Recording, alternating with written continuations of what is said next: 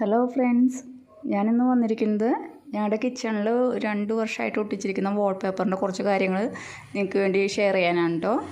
ഇത് ഒട്ടിക്കുമ്പോൾ നമ്മൾ എന്തൊക്കെ കാര്യങ്ങൾ ശ്രദ്ധിക്കാനുണ്ട്, നമുക്ക് എത്ര മീറ്റർ വാങ്ങണം, ഇതെങ്ങനെയാണ് ചെയ്യേണ്ടതെന്നൊക്കെ ഞാൻ വ്യക്തമായിട്ട് ഇതിൽ പറയുന്നുണ്ട് കേട്ടോ. അപ്പോൾ എല്ലാവരും ചാനലൊക്കെ ഒന്ന് സബ്സ്ക്രൈബ് ചെയ്തോളൂ. അപ്പോൾ നമുക്ക് വീഡിയോയിലേക്ക് കിടക്കാം കേട്ടോ. ആദ്യം തന്നെ നമുക്ക് ഓർഡർ ചെയ്യുമ്പോൾ നമ്മൾ മീഷോ ഉണ്ട്, ആമസോൺ ഉണ്ട്, ഫ്ലിപ്കാർട്ട് ഉണ്ട്. ഇതിലൊക്കെ നമുക്ക് നോക്കിയാൽ കാണാം. ഇങ്ങനെയായിരിക്കും ഇതിൻ്റെ 400 × 45 cm അങ്ങനെയൊക്കെയാണ് എഴുതി വെച്ചിട്ടുണ്ടായിരിക്കുക. അപ്പോൾ 45 എന്നൊക്കെ പറയുന്നത് 400 എന്ന് പറയുന്നത് 4 മീറ്ററാണ് കേട്ടോ. 4 മീറ്ററാണ് അതിലുണ്ടാവുള്ളൂ.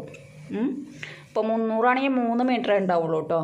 അപ്പോൾ അതാണ് നമ്മൾ ഇങ്ങനെയാണ് നോക്കേണ്ടത്. അപ്പോൾ നമുക്ക് ആദ്യം തന്നെ അളക്കണം ചുമര്, എത്ര മീറ്റർ നമുക്ക് വേണം, എത്ര സ്ഥലത്ത് നമുക്ക് ഒട്ടിക്കാനുണ്ട്, അത്രയും സ്ഥലം നമ്മൾ അളന്നിട്ട് എത്ര മീറ്റർ ഉണ്ടെന്ന് ആദ്യം തന്നെ നമ്മൾ അളന്ന് നമുക്ക് കണക്ക് കൂട്ടി വെച്ചിരിക്കണം. എന്നിട്ടേ നമ്മളത് ഓർഡർ ചെയ്യാൻ പാടുള്ളൂ കേട്ടോ.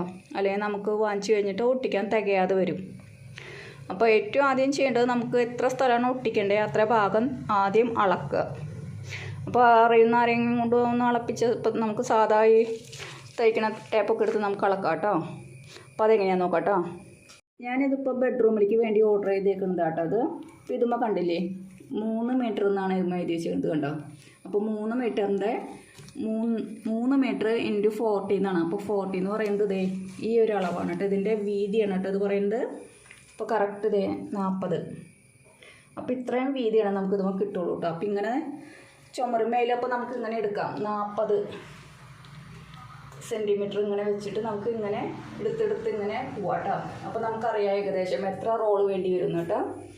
അപ്പോൾ ഇത് പിന്നെ അളക്കം എങ്ങനെയാണെന്ന് നോക്കിയാൽ നമുക്ക് എത്രത്തോളം വേണമെന്ന് ആദ്യം നോക്കാം. എവിടെ നിന്ന് തൊട്ടാൽ നമ്മൾ ആദ്യം ഒട്ടിക്കുന്നത് നോക്കാം. ഞാനിപ്പോൾ ഈ വാതിലിൻ്റെ ഈ കട്ട്ലേര ഒപ്പത്തിനാണ് ഞാനിപ്പോൾ ഇവിടെ ഒട്ടിച്ചിരിക്കുന്നത്. അപ്പോൾ ആദ്യം എത്രത്തോളം ഇവിടെ ടൈലിൻ്റെ അവിടെ വരെയാണ് എനിക്ക് ആവശ്യം. ഇവിടെ ബ്ലാക്ക് ടൈലാണ് ഇട്ടേക്കുന്നത്. അപ്പോൾ ഈ ബ്ലാക്ക് ടൈലിൻ്റെ അവിടെ വരെ എത്രയുണ്ടെന്ന് ആദ്യം അളന്ന് നോക്കാം. അപ്പോൾ ഇത് എത്ര അളന്നിട്ട് കിട്ടിയത്? ഇപ്പോൾ 91 സെൻറ്റിമീറ്ററാണ് കിട്ടിയത്. 100 സെൻറ്റിമീറ്ററാണല്ലോ 1 മീറ്റർ.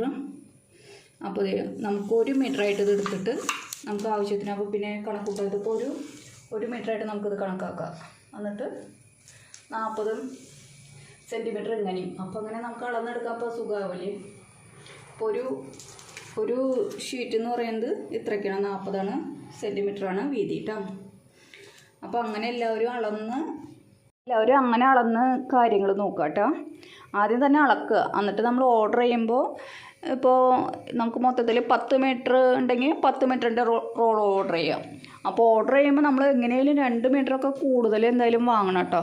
നമുക്ക് ചിലപ്പോൾ എവിടെയെങ്കിലുമൊക്കെ മുറിച്ചൊക്കെ ഇങ്ങനെ നമുക്ക് ഫില്ല് ചെയ്യേണ്ടതായിട്ട് വരും. ഇപ്പോൾ ഉണ്ട് ഇവിടെയൊക്കെ ഇങ്ങനെ ഈ സൈഡിലേക്കൊക്കെ ഇങ്ങനെ നമ്മൾ കൊടുക്കുമ്പോൾ ഇവിടെയൊക്കെ ചിലപ്പോൾ ഇങ്ങനെ കട്ടിങ്ങുകൾ വെക്കേണ്ടി വരും. അപ്പോൾ നമുക്ക് ഒരു 2 മീറ്ററൊക്കെ എക്സ്ട്രാ ഉണ്ടെങ്കിൽ നല്ലതായിരിക്കും കേട്ടോ. പിന്നെ ഇതിൻ്റെ കുഴപ്പമെന്ന് പറയുന്നത് ഇത് കണ്ടോ, ഇത് ഗ്യാസ് വെക്കുന്ന ഭാഗം ഇവിടെയാണ് പാചകം ചെയ്യുന്നത്. നമ്മൾ വലിയ പാത്രങ്ങളൊക്കെ വെച്ച് വലിയ ഉരുളി അങ്ങനെയൊക്കെ വെച്ച് പാചകം ചെയ്യുക, അല്ലെങ്കിൽ നമ്മൾ വറവും വെളിച്ചെണ്ണയിലൊക്കെ വറക്കൽ അങ്ങനെയൊക്കെ വരുമ്പോൾ കൂടുതൽ ചൂട് ഇതുമ്പളേക്ക് പറ്റും, ഈ ചുമരുമ്പളേക്ക്.